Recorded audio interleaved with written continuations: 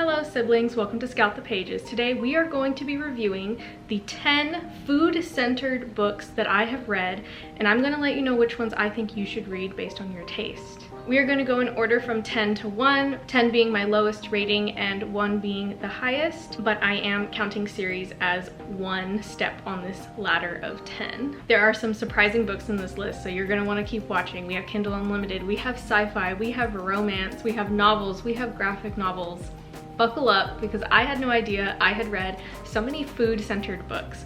This is going to include food universe books, so the world and setting is based on food, and it's also going to include books that are just centered heavily around food, whether it's in the magic system or in general part of the story and integral to the story. Let's get started. Starting with number 10, a surprising low rating, a book that I had higher expectations of and everyone seemed to really love, but it was pretty mid for me, and that is Mooncakes by Susan Walker. I gave this book a 2.5 rounded up to a 3 stars. Ultimately, this was a pretty good book. I would definitely go around recommending it to people that I thought that would enjoy it, but I personally wasn't a fan of the adults just leaving the children to go off and do things for themselves. It just didn't feel very realistic. And there were just some little things that kind of bothered me about the relationship, but overall, a really great queer food-based fantasy where the witches do like food magic to cook. It's pretty cute. That's really all I can say about this one. It wasn't very complex, and that's kind of why it gets that low to basic rating. In no specific order for 9 and 8, we have 2 books that tied for this position. We have Chef's Kiss and we have A Taste of Sage. So first we have Chef's Kiss. This I gave 3 stars. I thought this book was really interesting. It was very unique is what I'll say. Very chaotic, very random. I believe it was self-published on Kindle Unlimited. It's a book about basically a friend group who lives in an apartment and they just graduated from university. They got their degrees and one of them has an English degree and I think he wants to be a journalist is what it is, but he can't get a job and he can't find a job and he's embarrassed about that because his parents are wealthy and he doesn't want to have to ask them for help and he needs to pay rent. He ends up applying to this restaurant and getting the job is based on these challenges that the head chef at this restaurant gave him, and it is going to be determined by the pig. The chef has a pig who will eat the final meal and determine if this young man will end up working in the shop, and he ends up falling in love with someone in the process of becoming a chef. It's bizarre. It was quirky is what I'll say. The romance wasn't very believable, wasn't very developed, but ultimately it was a leisurely read. It was a popcorn read. I read it in one sitting. It was entertaining. I didn't have to take it very seriously. Ultimately, 3 stars. I would recommend it if you need something lighthearted and quirky, and definitely on the whimsical and funny side. And then A Taste of Sage by Yafa Santos. This book is a full-length novel, not a graphic novel, about a woman. She can feel the emotion of whoever cooked the food. And essentially she grew up like with a commitment issue. She doesn't want to be in a relationship and she's this renowned chef and her business goes under and she ends up, you know, grumpy sunshine working for some guy who's known for like mistreating his employees and being really hard to work with. And he never has to answer for the way he treated people, which was my main issue with this book. I gave this 3 stars as well, obviously tied. And I didn't believe the relationship. I didn't believe in her not holding him accountable for the way he treated people before her. Nobody in the book holds him accountable for being a legit to everybody, like bullying his employees and just being overall a really bad person.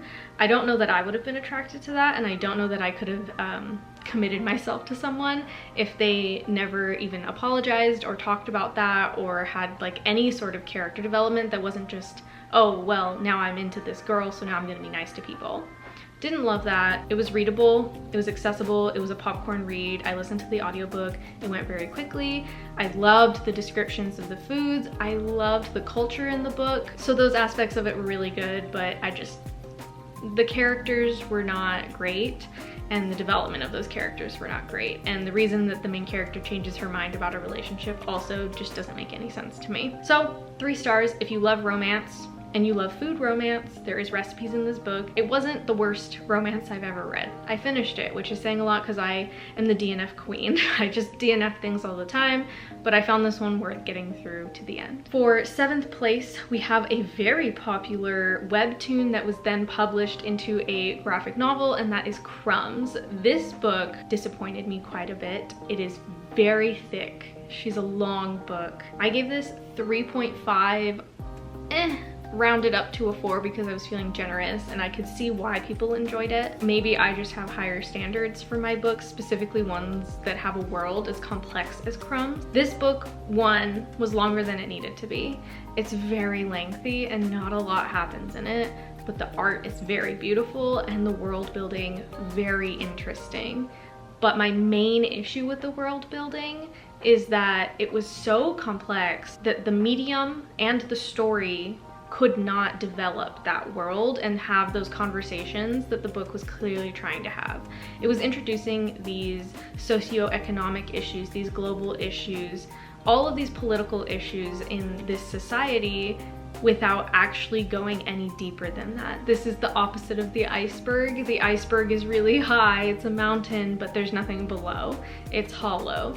There was opportunity for very interesting sci-fi concepts relating to the magic in this world, and we just did not address it. Isn't necessarily food-based. There are like witches who do different things, and this is about a witch who is going into this prestigious political field of work that revolves around magic. So there's like weather ones, and the magic is like different. She ends up meeting somebody at a cafe who does food magic, and they try to have a relationship. Additionally, the relationship wasn't super developed. I think the relationship between the main character and her mother was more interesting for me personally.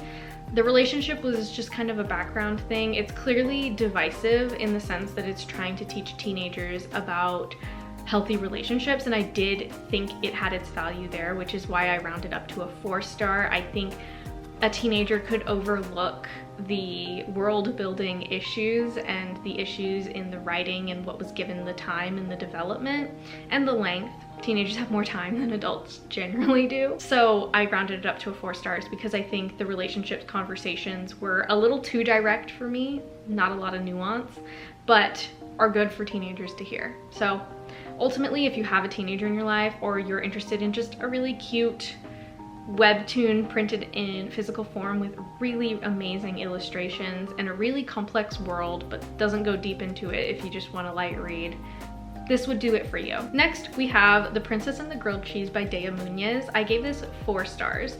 I really enjoyed this book. This world is entirely based on cheese. There's no magic, it's just cheese. Everyone is named after a cheese, the world is named after a cheese, the fashion brands are named after cheese. It's essentially about a duke who is Mulan style dressing as a man.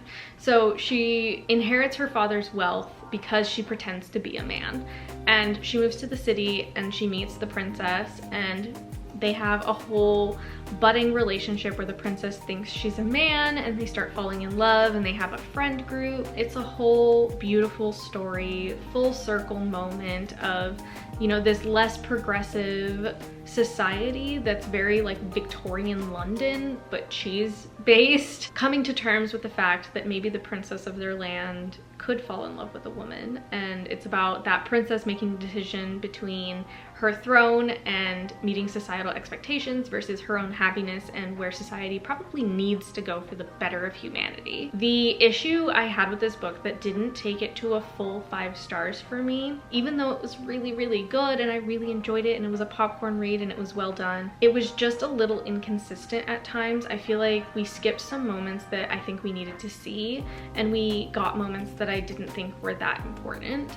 I think we could have had a little more time after the reveal of the main character being a woman instead of a man. Could have been just a little longer. Another nitpick, I guess, it's kind of confusing in its era. It doesn't really commit to one. It seems like it's trying to be Victorian with the ball gowns in London and the language and the social expectations, but the main character has a Nintendo Switch. So maybe I'm looking a little too deep into it. Maybe it's just silly, and maybe this started as a webtoon as well. I'm honestly not sure, but it is traditionally published. I read it physically, and I loved the author note in the back because this was based on the author's own marriage to her wife, and that's beautiful in my opinion. Ultimately, 4 out of 5 stars. I thought it was really fun. The romance was really swoon-worthy and cute. The cheese theme was really hilarious. I could enjoy some cheese. If you're looking for something lighthearted and silly, but also like extremely uplifting, would highly recommend The Princess and the Grilled Cheese Sandwich. Up next, we have a trilogy that I read on Kindle Unlimited. This is Space Battle Lunchtime Volumes 1, 2, and 3. So Volume 1 I gave 3 stars. This book is about a woman on Earth who is a chef, and she is taken by this company into space to compete in a intergalactic cooking show. It is definitely based on the Great British Bake Off, but made with aliens. She's the only human, and they're cooking things that are alien. They're weird, they're strange, and some of them try to eat you back. The first book I gave 3 stars. They were quite short because it's a trilogy that you could just get on Kindle Unlimited, and the first book was good. I kept reading, obviously. I think it deserves its spot in this list as a whole series, not as an individual. The second book, A Recipe for Disaster, Volume 2, I gave 4 stars. I love the relationship that starts developing in this volume. I love the plot. It's very predictable, but it's funny. The setting makes up for that predictability, and the character development is pretty solid if you ask me.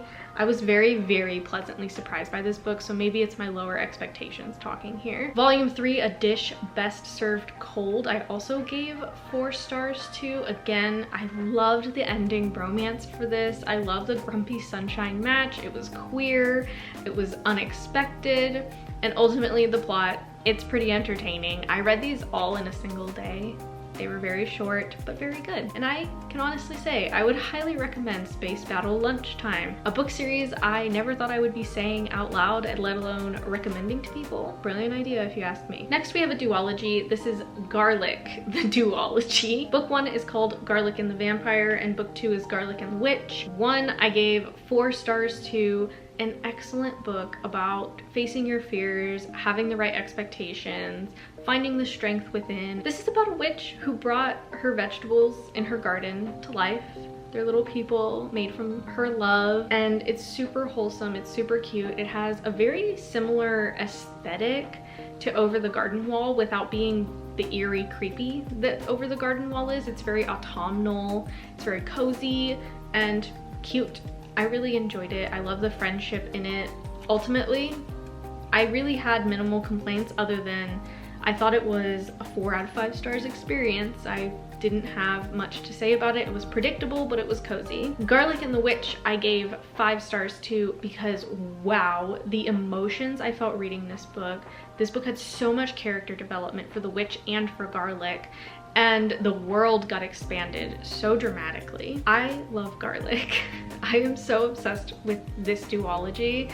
It was really hard not to just bump it all the way to the top, but we have some really good contenders ahead. I had to settle my emotions and just let it sit where it is. It's a very good book. Next, we have a book series that I own physically, 2 out of 3 so far.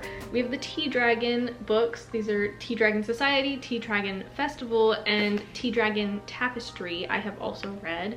And this trilogy, amazing. 5 out of 5 stars. I've given every installment 5 stars. It's basically a fantasy world, a high fantasy world, where we have like dragon people and people with like little horns, like minotaur horns. It's giving like Narnia a little bit. And they basically have this society where they raise tea dragons. They're these little cute, adorable dragons that grow tea out of their bodies when they're well cared for. When the tea is drank, the owner experiences all of the happy memories that they have shared with that dragon. So there's a lot of high reward for taking care of these kind of difficult to care for creatures. If you're looking for something super cute, Kay O'Neill is the answer. I would highly recommend the Tea Dragon Society, and it's very queer and inclusive. We have Crema. This was a very surprising read for me. This was a Kindle Unlimited graphic novel that is very hard to pin in terms of genre. The cover was giving me such strange vibes, but this is a very gothic, paranormal aesthetic with a cute romance and kind of more lighthearted tone, while the illustrations are very dark and heavy and some of the messages and what's happening is very dark. It very much was giving me like Courage the Cowardly Dog. It's facing these really heavy topics in a very approachable and non-serious way without insulting the heavier content. I loved this book. I thought about it for months after I read it. I still think about it all the time. There's demons, there's ghosts, there's coffee. This book is basically about a barista whose entire life is coffee. And they've been addicted to coffee their entire life. And there's some trauma there, and basically they don't want to sleep. So they just drink coffee so that they don't have to sleep. And they end up falling in love, and there's this whole demon drama and an evil ghost and a good ghost, and all the ghosts are kind of questionable, and lots of emotions and a romance and a deep family history and, you know, a coffee farm. You get the point. It's a very good book, very quirky. I'd say it's very niche. If this cover intrigues you and the synopsis, I'd say give it a shot, but ultimately it's not going to be everyone's cup of coffee, if you feel me. It's going to be something that you'll know you're not going to enjoy it pretty early on in your reading process. I very clearly gave this a 5 stars. My highest recommendation from this video would be Basil and Oregano. This is probably kind of surprising since I love Crema so much, but I think this is more palatable to basically anyone who enjoys the medium. This is a sapphic romance. It's so cute. It's casually queer. It's basically about a cooking school, so we have a little bit of a dark academia setting, but that's a little more lighthearted than that. It's still kind of dark, and there's still like a dark history of the school, but it doesn't really adventure into the academia of it. It's kind of a mix of British baking show and if you were in an academy for cooking, like a culinary school. It's very interesting. I really love the character development of this. I like to say that this is essentially a more well-written Crumbs, in my opinion. It's not exactly the same. The world is not complex, but somehow this book in such a short time is complex. It chose fewer aspects of the world to focus on than Crumbs did, which had too many things going on, and it did those few things so well. So well. This book I read twice, and then I went out and I bought it immediately after because I just enjoyed it that much. It's not a perfect book by any means, but I would say the pacing is amazing, the relationship development is amazing, the character development is amazing, the world building is spectacular, and I was so blown away by how much content and depth the author was able to put in, one, the graphic novel medium, but two, such a short graphic novel. This world is essentially witches who cook with magic, to the point that most people don't even know how to cook the traditional way anymore, and they're so used to food just being really quick to make really deliciously. And there's like a whole conflict between the main character and her love interest and also a bully. Also, the love interest has a very interesting relationship with her mother, has a very interesting relationship with magic. It's real. I don't know what else to say about this book other than it had so much more complexity and depth than I would have expected for the medium and the length of the book. I would highly recommend this book if you love a good sapphic romance, if you love an academia setting, if you like food. This was really good. There's even familiars. They have little familiars that are food-based animals. I don't know how else to talk about this book. I feel like I'm not doing it justice because it really is a surprisingly amazing read. If there's any book from this video that you end up picking up, I hope it's this one. And those are the 10 books that I have read that have very strong food themes or are a food-based universe or magic system. Thank you so much for watching. I am always looking for more, so please let me know down in the comments below if you have any more food-centered books. Send them to me. I will be doing a part 2 if I can gather enough of them. I love a good food book. Foodies, go off in the comments. Thank you so much for watching. I will see you in the next one, siblings. Stay safe and stay kind.